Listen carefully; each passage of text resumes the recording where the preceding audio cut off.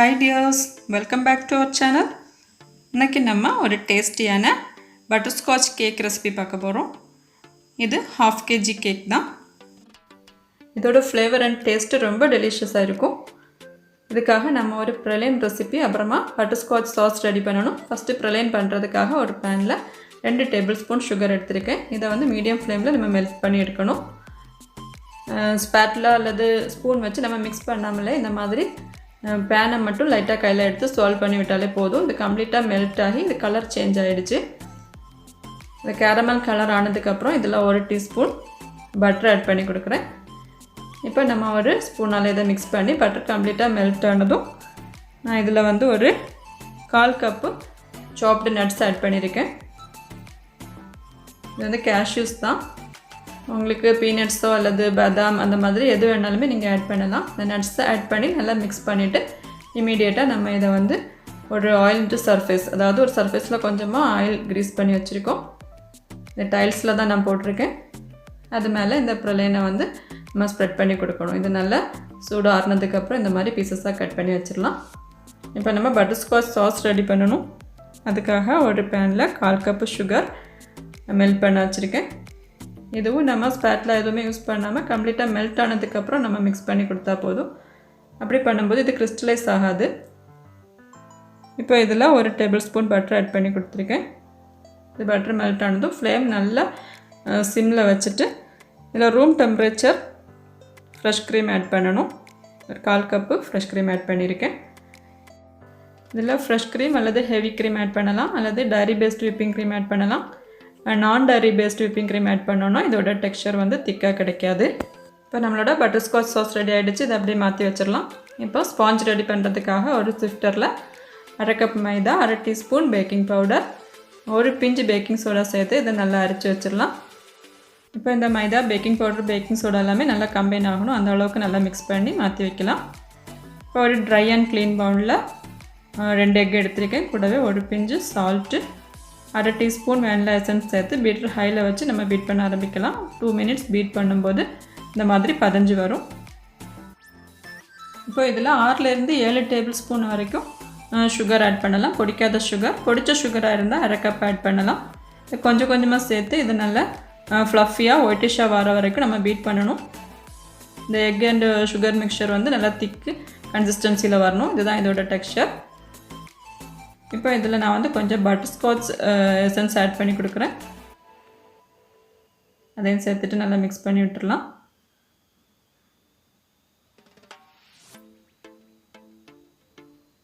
இப்போ ஒரு பவுலில் 2 table spoon room temperature milk எடுத்திருக்கேன். அதோட 2 டேபிள் ஸ்பூன் சன்ஃப்ளவர் ஆயில் சேர்த்துட்டு கூடவே நம்ம ரெடி பண்ணி வச்சுருந்த ட்ரை மிக்ஸ்லேருந்து ஒரு 1/2 டீஸ்பூன் அளவு சேர்த்து நல்லா மிக்ஸ் பண்ணி வைக்கலாம். இப்போ நம்ம ட்ரை இன்க்ரீடியன்ட்ஸ் வந்து எக் மிக்சரோடு சேர்த்து ஃபோல்டு பண்ணி எடுக்கணும். இது கொஞ்சம் கொஞ்சமாக சேர்த்து கட் அண்ட் ஃபோல்ட் மெத்தடில் நம்ம மிக்ஸ் பண்ணி எடுக்கணும். இந்த பேட்டரோட டெக்ஸ்சர் உங்களுக்கு பார்த்தாலே தெரியும் எந்த அளவுக்கு ஃப்ளஃபியாக பொங்கி இருக்குன்னு. கூடவே நம்ம இந்த வெட் இன்க்ரீடியண்ட்டும் ஆல்டர்னேட்டாக ஆட் பண்ணி கொடுக்கலாம்.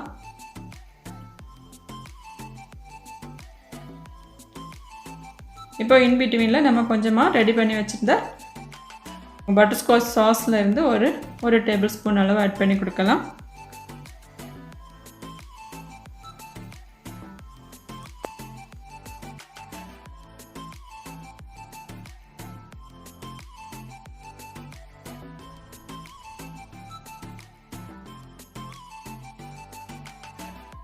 இப்போ நம்ம பேட்டர் ரெடி ஆகிடுச்சு. ஆல்ரெடி ஒரு 6 இன்ச்சு ரவுண்டட் கேக்குன்னு எடுத்திருக்கேன். இது ஆயில் க்ரீஸ் பண்ணி பட்டர் பேப்பர் லைன் பண்ணி வச்சது. இதில் நம்ம பேட்டர் ட்ரான்ஸ்ஃபர் பண்ணிவிட்டு 180 டிகிரி ப்ரீஹீட்டட் ஓவனில் 25 மினிட்ஸ் பேக் பண்ணணும். இந்த மாதிரி ஒரு ஸ்கூவரால் நல்லா ஸ்வால் பண்ணிவிட்டு நல்லா டேப் பண்ணதுக்கப்புறம் நம்ம பேக் பண்ண வைக்கலாம். ஸ்டவ் டாப்லேயும் பேக் பண்ணலாம். இப்போ நம்ம இதுக்கான க்ரீம் ரெடி பண்ண போகிறோம். இப்போ ஒரு பவுலில் 3/4 கப்பு விப்பிங் க்ரீம் எடுத்திருக்கேன். இது நல்லா ஸ்டிஃப் பீக்ஸ் ஆகிற வரைக்கும் நம்ம பீட் பண்ணலாம். இப்போ இதில் ஒரு 1/4 டீஸ்பூன் அளவு பட்டர்ஸ்காட்ச் எசன்ஸ், அப்புறம் வந்து ஒரு 1/2 டேபிள் ஸ்பூன் கேரமல் சாஸ் நம்ம ஆல்ரெடி ரெடி பண்ணி வச்சுருந்தது அதையும் சேர்த்துட்டு அதை கம்பைன் ஆகிற அளவுக்கு நம்ம பீட் பண்ணி எடுக்கலாம். இப்போ நம்மளோட க்ரீம் ரெடி ஆகிடுச்சு. இப்போ நம்மளோட கேக்கும் நல்லா சூப்பர் சாஃப்டாக வந்திருக்கு. இதை 3 லேயராக கட் பண்ணி வச்சுருக்கோம். இப்போ நம்ம ஃப்ராஸ்டிங் பண்ண ஆரம்பிக்கலாம். கேக் போர்டில் கொஞ்சமாக க்ரீம் வச்சுட்டு ஃபஸ்ட் லேயர் கேக் வச்சு கொடுக்குறோம். இதை சுகர் சிரப்பால் வெட் பண்ணி கொடுக்குறேன். இந்த சுகர் சிரப்பில் தேவைப்பட்டால் கொஞ்சமாக condensed milk and caramel sauce add பண்ணலாம். நார்மல் சுகர் சிரப் தான் நான் இதில் யூஸ் பண்ணியிருக்கேன். க்ரீம் ஸ்ப்ரெட் பண்ணி கொடுத்துட்டு அது மேலே ஒரு 1.5 டேபிள் ஸ்பூன் அளவு பட்டர்ஸ்காட்ச் சாஸ் ஆட் பண்ணி கொடுக்கலாம். இது மேலே நம்ம க்ரஷ் பண்ணி வச்சுருந்த ப்ரலைன் பீசஸ் ஸ்ப்ரெட் பண்ணி கொடுக்குறோம். இந்த லேயர்ஸில் வந்து இந்த மாதிரி praline pieces and caramel sauce எல்லாம் ஆட் பண்ணும்போது ஒவ்வொரு பைட்டுமே ரொம்ப டேஸ்டியாக இருக்கும்.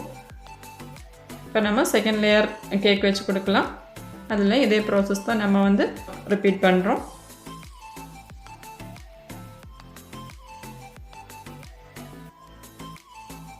இப்போ செகண்ட் லேயர்லேயும் நம்ம caramel sauce and praline spread பண்ணி கொடுக்கலாம். இப்போ ஃபைனல் லேயர் கேக் வச்சுட்டு அதையும் சுகர் சிரப்பால் நம்ம வெட் பண்ணியாச்சு. இப்போ கேக்கு க்ரம் கோட் பண்ணிகிட்ருக்கோம். டாப்லேயும் சைட்ஸ்லையும் தேவையான அளவு க்ரீம் சேர்த்து க்ரம்ஸ் தெரியாத அளவில் நம்ம கவர் பண்ணி எடுக்கிறோம்.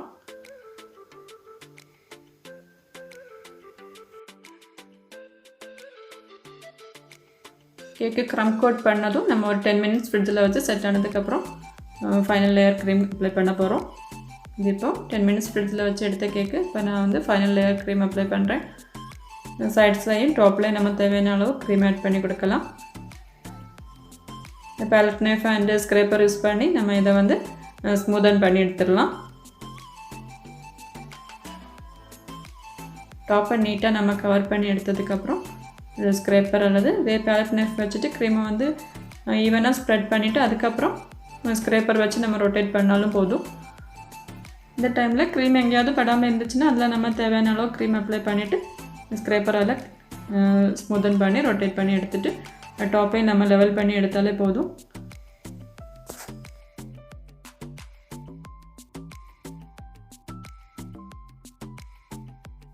இப்போ நம்ம ஆல்மோஸ்ட் ஃப்ரோஸ்டிங் கிளியர் பண்ணியாச்சு. இப்போ இந்த மாதிரி டிசைன் ஸ்க்ரேப்பரால் சைடில் டிசைன் பண்ணி கொடுக்குறோம்.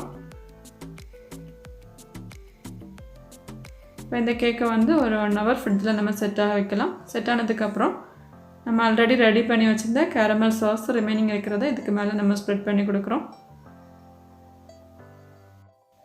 இப்போ இதை ஒரு பேலட் நைஃப் அல்லது ஒரு ஸ்பூன் வச்சு நம்ம ஸ்ப்ரெட் பண்ணி லெவல் பண்ணி கொடுக்கலாம். நம்ம பட்டர்ஸ்காட்ச் சாஸ் ரெடி பண்ணும்போது ஃப்ரெஷ் க்ரீம் அல்லது dairy based whipping cream add பண்ணணும்.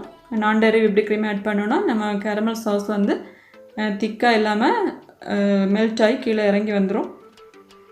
இப்போ நான் வந்து டார்க் சாக்லேட் கனாஷ் கொஞ்சமாக பைப்பிங் பேக்கில் எடுத்து அதுக்கு மேலே டிசைன் பண்ணி கொடுக்குறேன். இது 1:1 கன்சிஸ்டன்சியில் நான் ரெடி பண்ணதான். 1/4 cup dark chocolate plus 1/4 cup whipping cream சேர்த்து மெல்ட் பண்ணி எடுத்தது.